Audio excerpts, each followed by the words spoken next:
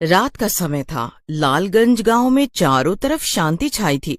उसी समय अंधेरे में एक साया लालटेन पकड़े हुए जल्दी जल्दी कहीं चला जा रहा था। लेकिन जैसे ही वो गांव के किनारे पहुंचता है, उसे उसी समय पीछे से एक आदमी रोकता है और बोलता है, कौन हो तुम और कहाँ जा रहे हो? तुम्हें पता है ना इस गांव से रात में बाहर जाना मना है, फिर भी तुम जा रहे हो? उस आदमी की बात सुनकर साया पलटता है। वो साया कोई और नहीं बल्कि गांव में नया नया आया राजू बैंड वाला था। राजू बैंड वाला उस आदमी की बात सुनकर बोलता है, भाई साहब, आपने तो मेरी जान ही निकाल दी। भला ऐसे भी कोई रोकता है किसी को? मुझे रात में कहीं बैंड बजाने जाना है, मैं वहीं जा रहा हूँ।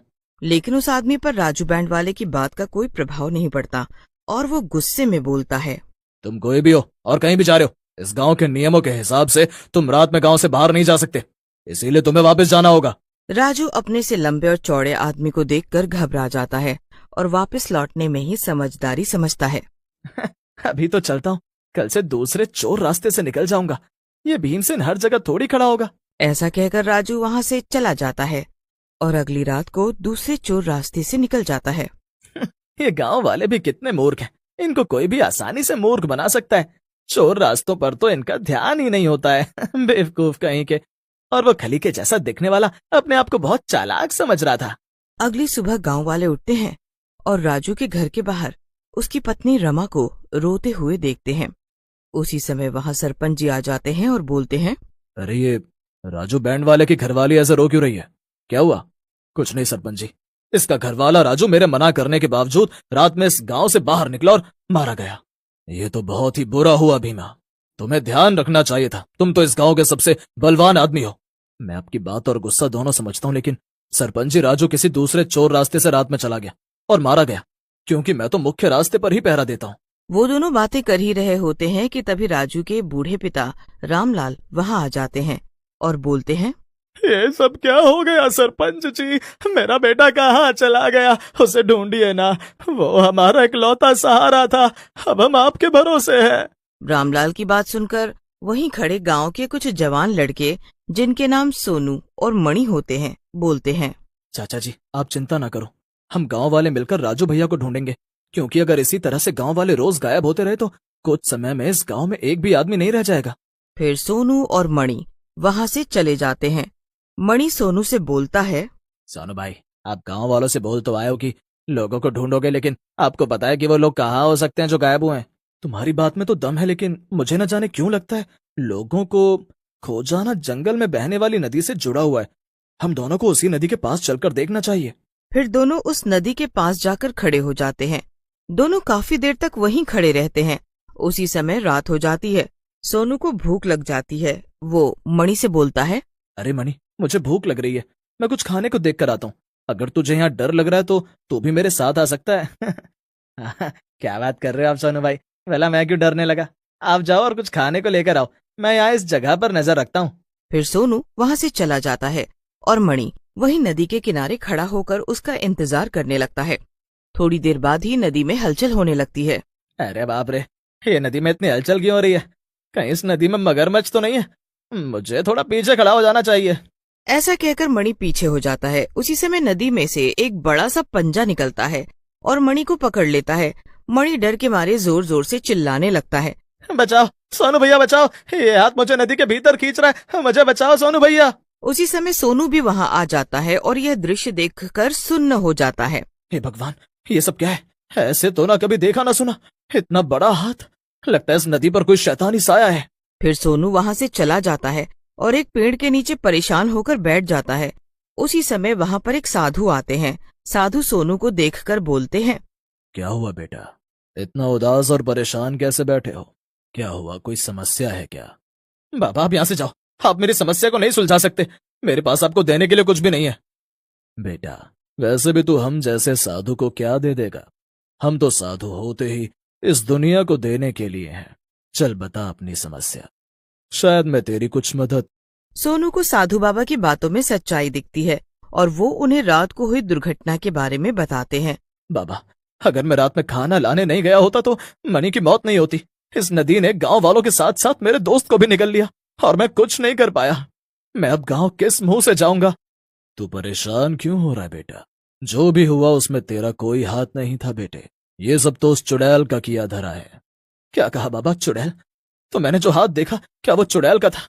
मुझे कुछ समझ नहीं आ रहा है, जरा विस्तार से पूरी बात बताइए। तू सच्ची आत्मा है और छोटे बच्चे की तरह साफ दिल का है।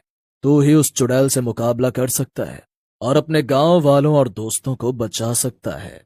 बाबा की बात सुनकर सोनू हैरान हो जाता है और खुश होकर बोलता है, क्या कह रहे हैं बाबा जी आप? आपकी बातों से तो लगता है कि जैसे मेरे गांव वाले और मेरा प्यारा दोस्त मणि जिंदा है। क्या ये सच है?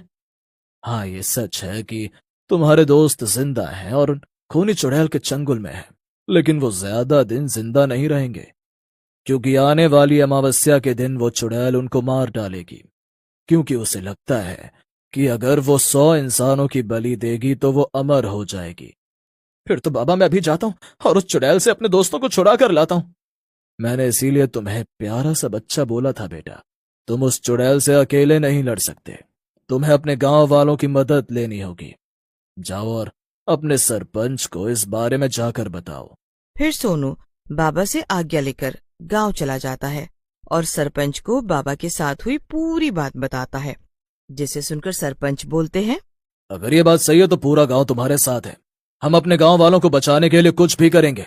फिर सरपंच और सोनू गांव वालों के साथ मिलकर जंगल में चले जाते हैं। वहां उन्हें साधु बाबा ध्यान लगाए हुए दिखते हैं। सरपंच बाबा को पहचान जाते हैं और सोनू से बोलते हैं, अरे सोनू बेटा, ये तो बहुत बड़े संत हैं। ये तुम्हें कहाँ से मिल गए? इनके तो दर्शन से ही सारे पाप धुल जाते हैं।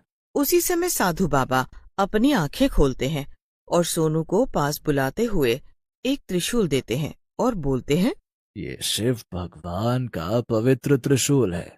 तुम इस त्रिशूल को चुड़ैल के माथे पर गाड़ देना।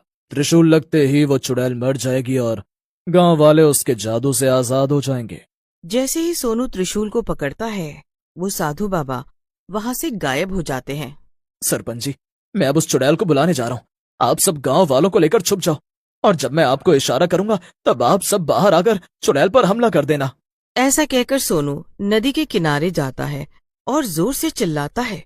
सोनू के चिल्लाने पर नदी के पानी में हलचल होती है और वही खूनी हाथ बाहर आता है, लेकिन जैसे ही हाथ उसकी ओर बढ़ता है, वो पवित्र त्रिशूल को उस हाथ से छू देता है। जैसे ही वो उस हाथ को छूता है, हाथ जलने लगता है। साधु बाबा की जय हो, ये पवित्र त्रिशूल तो सच में बहुत ही ताकतवर है। जैसे ही हाथ जलता है, वहां पर एक देवता आ जाते हैं और सोनू को बोलते हैं, सोनू, तुम्हारा शुक्रिया। तुमने मुझे इस चुड़ैल के चंगुल से आजाद करा दिया। मैं तुम्हें आशीर्वाद देता हूँ कि तुम इस चुड़ैल से जीत जाओ और इंसानियत को बचाओ। ऐसा कहकर देवता गायब हो जाते हैं। उसी समय चुड़ैल भी गुस्से में बाहर आती है और बोलती है, कौन है वो दुष्ट जिसने मेरे जादू को तोड़ा?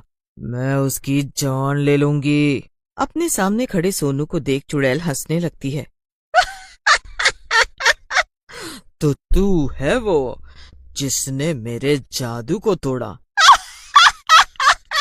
इंसानों की भी हिम्मत बढ़ गई है।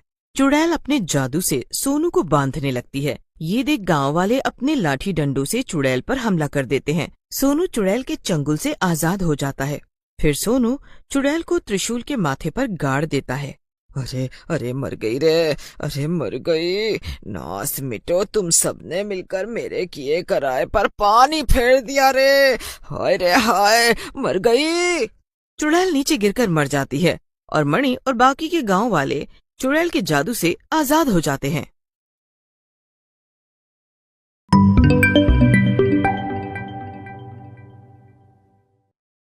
सुशांत का जन्म 21 जनवरी 1966 को पटना में हुआ था। अपने सपनों को पूरा करने के लिए वे इंजीनियर बनने की चाहत लेकर दिल्ली आए, लेकिन नियति ने उन्हें एक अभिनेता बनने की राह पर